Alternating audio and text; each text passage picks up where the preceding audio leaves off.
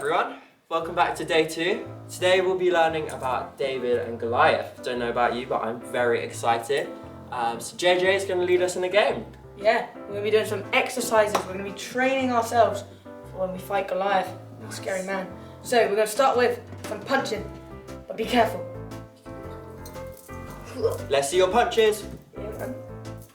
Nice. Next, we're going to be doing some sword slashes. Really wow, train. let's go. Yeah. Now, we're going to be doing some running on the spot in case we've got to run away really quick. How fast can you run, guys? Go. Lastly, just in case, we'll be doing some jumping jacks. Okay. So, go. How many jumping jacks can you do? So tired out. Oh, I don't know about you guys, but I think we're ready. I think we're ready too. Oh, guys, I'm still a little shattered after that amazing exercise. But we are going to quiet down now. We're going to look at our memory verse. So, our memory verse is 1 Samuel 17, verse 45.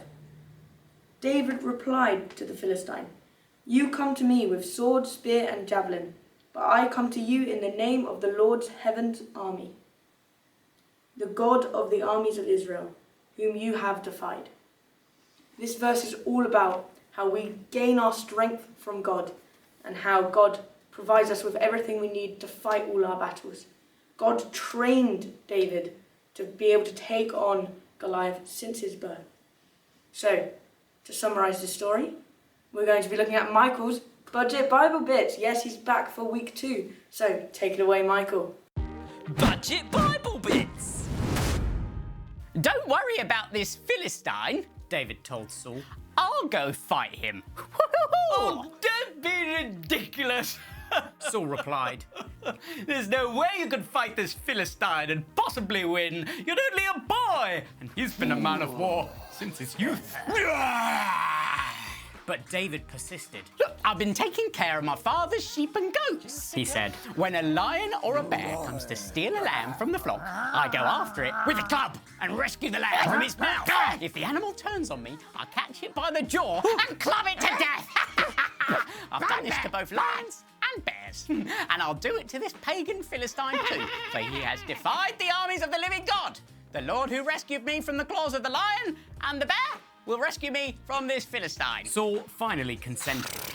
Well, all right, go ahead, he said, and may the Lord be with you. Then Saul gave David his own armour, a bronze helmet and a coat of mail.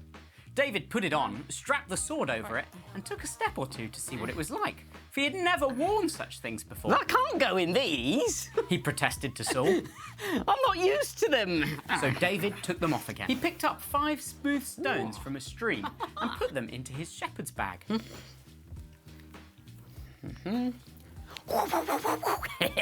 Then, armed only with his shepherd's staff and sling, he started across the valley to fight the Philistine. Goliath walked out toward David with his shield-bearer ahead of him, sneering in contempt at this rugged-faced boy. Am I a dog? He roared at David. That you come at me with a stick? And he cursed David by the names of his gods. Come over here, and I'll give your flesh to the birds and wild animals! Goliath yelled.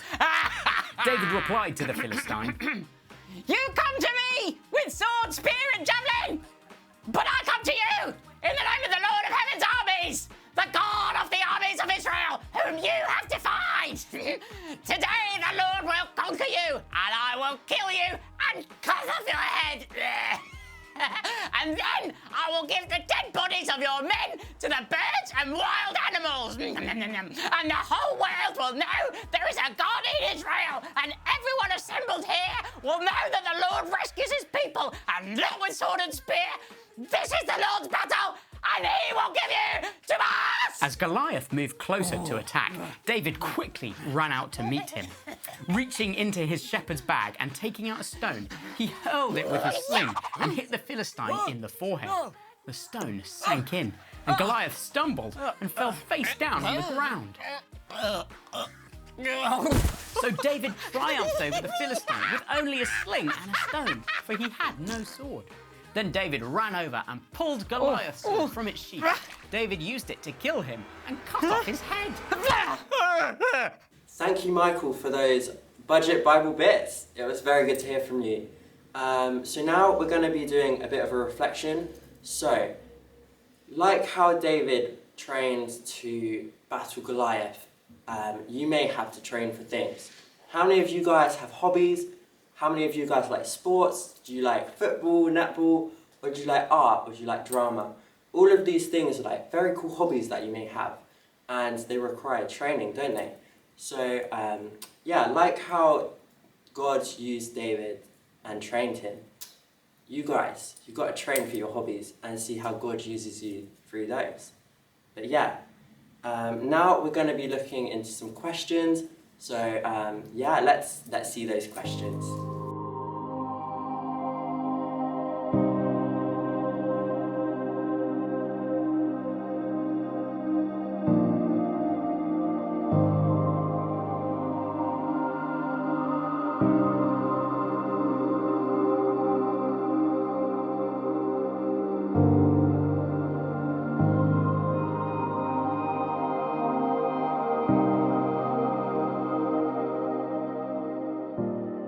Hi guys, I'm just going to wrap up and conclude.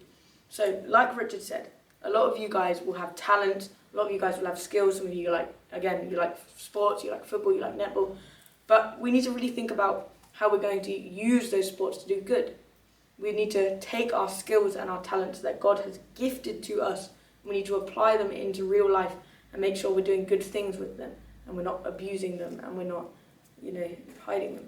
So, I just want you to reflect on that. Think about what you can do within the next week about how you can use your talents and you can do really good things with them. So next up, we're going to do a craft, and I hope you guys really enjoy it.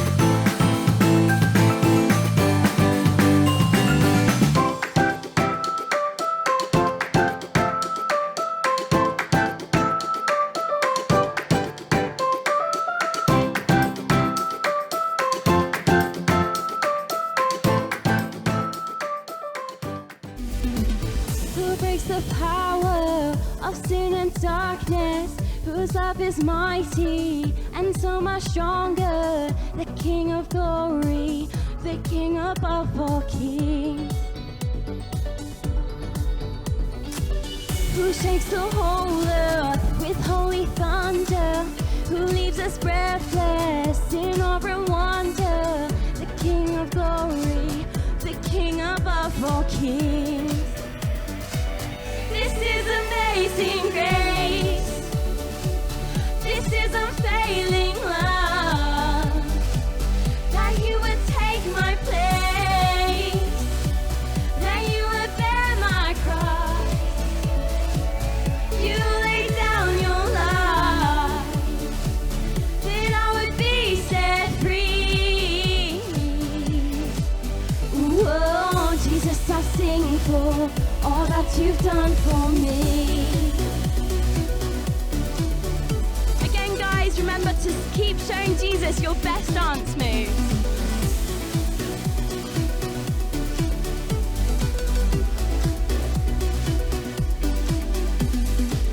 Who brings our chaos back into order?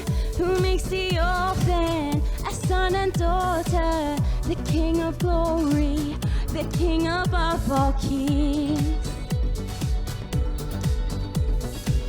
who rules in nations with truth and justice, shines like the sun in all of his brilliance, the King of glory, the King above all kings. This is amazing grace. This is unfailing love, that you would take my place, that you would bear my cross. You lay down your life, that I would be set free. Whoa, Jesus, I sing for all that you've done for me.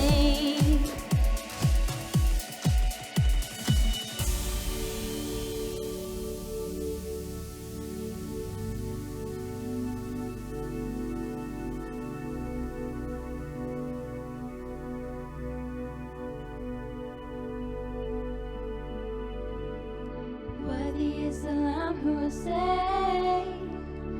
Worthy is the King who conquered the grave. Worthy is the Lamb who was slain. Worthy is the King who conquered the grave. Worthy is the Lamb who was slain. Worthy is the King who conquered the grave. Worthy is the Lamb who was slain. Worthy is the King who conquered the grave. Worthy is the Lamb who was slain. Worthy is the King who conquered the grave. Worthy is the Lamb who was slain. Worthy, worthy, worthy. Oh, this is amazing grace. This is unfailing love, that you would take my place, that you would bear my cross. You lay down your life, that I would be set free. Whoa, Jesus, I sing for all that you've done for me.